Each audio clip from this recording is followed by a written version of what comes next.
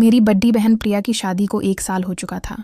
दीदी काफ़ी सुंदर हैं और जीजा जी भी काफ़ी हष्ट-पुष्ट हैं। शादी के बाद दीदी कम ही हमारे घर आया करती थीं, क्योंकि जीजा जी को दीदी के बिना बिल्कुल भी रहा नहीं जाता था। दीदी और जीजा जी एक दूसरे से बहुत प्यार करते हैं और एक दूसरे के बिना नहीं रह सकते। ये बात मुझे उस दिन समझ में आई जब दीदी दीपावली पर हमारे घर आई हुई थीं। दीदी को आए 1 हफ्ता हो चुका था, लेकिन जीजा जी के फ़ोन दिन भर में कई बार आते रहते थे। दीदी अक्सर कहती थीं, इतनी जल्दी कैसे आऊं? कुछ दिन और रुकने दो। पर आप भी फ़ोन करके ऐसी बातें करते हो जिससे मुझे भी आपकी बहुत याद आने लगती है। इतने में मम्मी आ गईं और दीदी ने फ़ोन काट दिया। मम्मी ने दीदी को किचन में बुला लिया, क्योंकि दीपावली की मिठाई, चिवड्ढा, चकली वगैरह बनानी थी। हम सब ने मिलकर शाम तक आधी चीज़ें बना ली थीं और बाकी की मिठाई अगले दिन बनाने का तय हुआ। शाम ढल चुकी थी और मैं खिड़की से बाहर देख रही थी। तभी मैंने देखा कि जीजा जी बाहर खड़े हैं। मैंने जल्दी से दीदी को आवाज़ लगाई। दीदी बाहर आते ही बोलीं, आप तो सच में आ गए। मुझे लगा फ़ोन पर आपने ऐसे ही कहा था। इतने में मम्मी भी आ गईं और बोलीं, मेहमान आप कब आए? कोई खबर नहीं, कुछ नहीं। पहले बोल देते तो आपकी खातिरदारी के लिए पहले से तैयारी कर लेते। जीजा जी बोले, नहीं सासू माँ, काम से शहर प्रेमनगर आया हुआ था तो सोचा आप लोगों से मिलते हुए ही जाऊं। मम्मी ने कहा, जाने की बात अभी से मत कीजिए।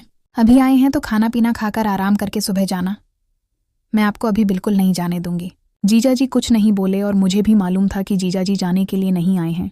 इतने में दीदी पानी लेकर आईं और जीजा जी को पानी देते हुए धीरे से फुसफुसाईं, मुझे अच्छे से पता है कि आप किस लिए आए हैं। 1 हफ्ता भी नहीं रह पाए मेरे बिना। जीजा जी मुस्कुराकर बोले, तुम हो ही ऐसी। ये सुनकर दीदी शर्मा कर मुस्कुराईं और वहां से चली गईं। थोड़ी देर में खाना बनकर तैयार हो गया। हम सब ने साथ में खाना खाया और बातें करते करते रात बिताई। जीजू का बिस्तर बाजू वाले कमरे में लगाया गया था और सबको अब सोने की तैयारी करनी थी। घर के सारे लोग अपने अपने कमरे में सोने चले गए थे, लेकिन मैं, दीदी और जीजू अब भी सोफे पर बैठे टीवी देख रहे थे। टीवी पर हम आपके हैं कौन मूवी चल रही थी, जो मुझे बहुत पसंद थी और दीदी को भी। थोड़ी देर में जीजू ने उबासी लेते हुए कहा, बाप रे, मुझे तो बहुत नींद आ रही है। दीदी ने मन ही मन मुस्कुराते हुए जवाब दिया, तो फिर जाइए ना, बाजू वाले कमरे में आपका बिस्तर लगा दिया है, आराम कर लीजिए, मैं मूवी देखकर बाद में आ जाऊंगी। जीजू का चेहरा देखने लायक था। वह थोड़ा खींचकर कमरे की ओर चले गए। मुझे और दीदी को हंसी आ रही थी, लेकिन हमने कुछ नहीं कहा। हम दोनों मूवी देखने में लगे हुए थे। कुछ देर बाद दीदी ने मुझसे कहा, छोटी, मुझे भी अब नींद आ रही है, मैं सोने जा रही हूँ। मैंने तुरंत कहा, दीदी, अगर तुम भी चली जाओगी तो मुझे डर लगेगा। तुम्हें पता है ना, रात में मुझे अकेले डर लगता है। दीदी थोड़ा ठिठकीं और बोली, ठीक है, थोड़ी देर रुक जाती हूँ। उसी वक्त जीजू ने कमरे से आवाज़ लगाई, प्रिया, पानी चाहिए। दीदी ने तुरंत कहा, रुको छोटी, मैं तुम्हारे जीजू को पानी देकर आती हूँ। मैंने कहा, ठीक है, पर जल्दी आना।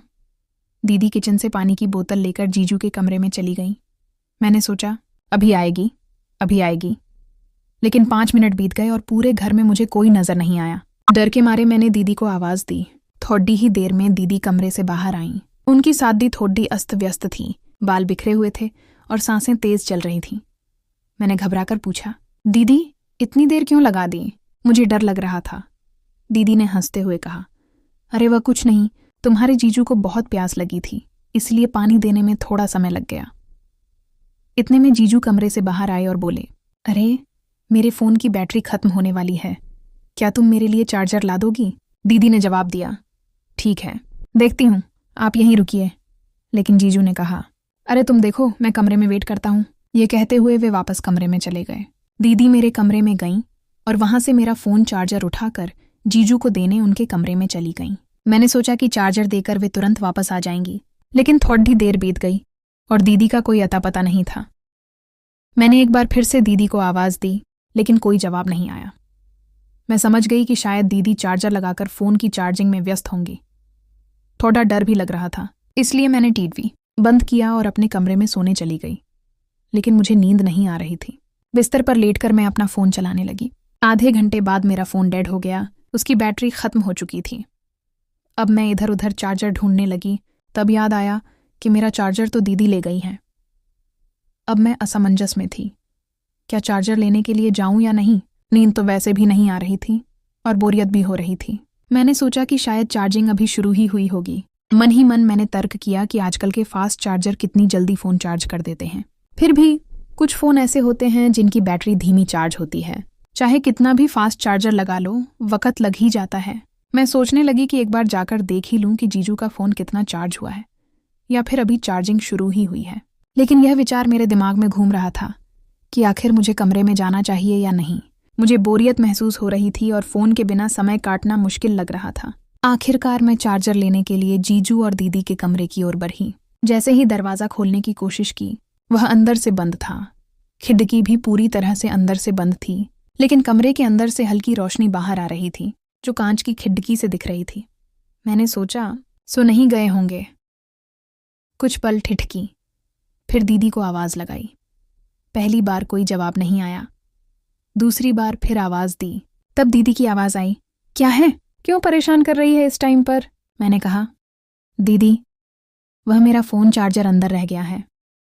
मेरा फ़ोन बंद हो गया है, चार्जिंग करनी है। जीजू का फ़ोन चार्ज हो गया हो तो मुझे चार्जर दे दो।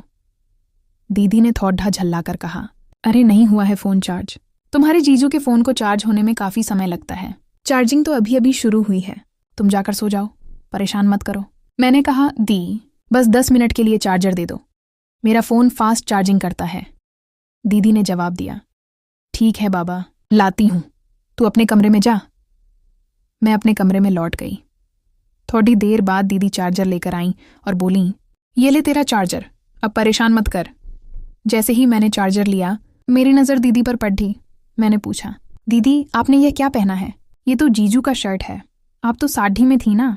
दीदी ने कहा। चुप बैठ, मैं जा रही हूँ। यह कहकर दीदी वापस कमरे में चली गई। मैंने चार्जर से अपना फ़ोन चार्ज करना शुरू कर दिया। सिर्फ 50 मिनट में मेरे फ़ोन की काफ़ी बैटरी चार्ज हो गई थी। मैंने सोचा, चलो अब चार्जर वापस दे आती हूँ। अगर दीदी सो भी रही होंगी तो मैं खुद जीजू का फ़ोन चार्जिंग पर लगा दूंगी। मैं चार्जर लेकर दीदी और जीजू के कमरे की ओर गई। इस बार दरवाज़ा थोड़ा सा खुला हुआ था। शायद दीदी जल्दी में बंद करना भूल गई होंगी। जैसे ही मैंने दरवाज़ा खोला और अंदर कदम रखा, मेरे सामने ऐसा नज़ारा था जो मैंने अपनी ज़िंदगी में कभी नहीं देखा था। मेरी आंखें फटी की फटी रह गईं। मुझसे ये बहुत बड़ी गलती हो गई थी। मुझे अंदर आने से पहले आवाज़ देनी चाहिए थी। मैं ये कैसे भूल सकती थी कि ये शादीशुदा जोड़ा है। मुझे उन दोनों को देखकर बेहद झिझक महसूस हो रही थी, लेकिन दीदी और जीजू को इस बात का ज़रा भी अंदाज़ा नहीं था कि मैं दरवाजे पर खड़ी हूँ और उन्हें देख रही हूँ। उसके बाद जो हुआ, उसे जानकर आप इतने हैरान हो जाएंगे कि आपको एक बड़ा झटका लगेगा। कहानी का अगला भाग जानने के लिए तैयार रहिए।